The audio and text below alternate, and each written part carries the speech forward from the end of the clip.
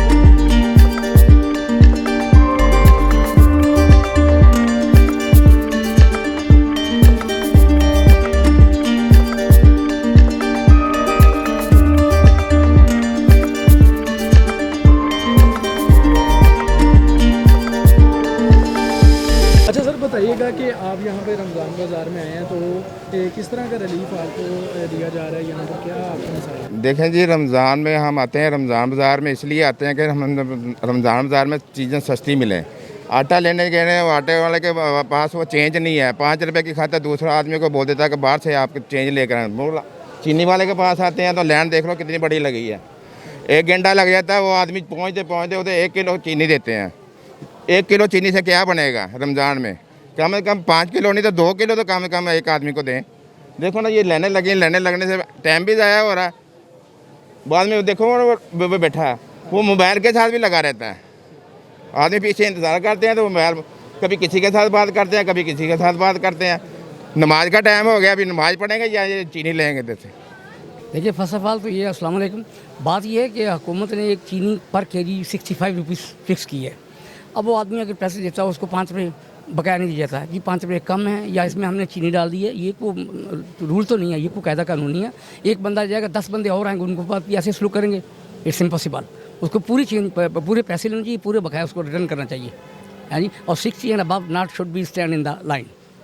रमज़ान बाज़ार में इतना ज़्यादा तो रिलीफ नहीं मिल रहा, 3-4 रुपये हैं, कम से कम 15-20 रुपया तो हो। हमने इतनी दूर से आना होता है तो फिर भी इतनी रिलीफ नहीं है।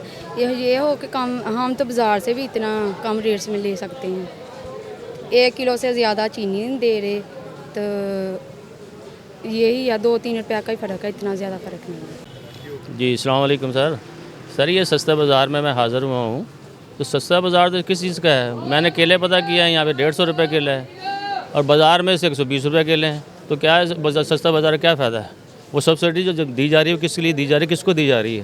तो क्या इन लोगों के खाने के लिए दी जा रही है सब्सिडी? अब आम को तो फ़ायदा ही कोई नहीं इस बात का। तो इसलिए प्लीज़ ज़रा ना इंतज़ामिया भी देखे। और इतनी मंडी में इतना रेट कम होता है, जो बाज़ारों में दे रहे हैं इतना मतलब रेट है, कम से कम मंडी का और आधा फ़र्क होता है जो दूसरे दुकानदार बेचते हैं।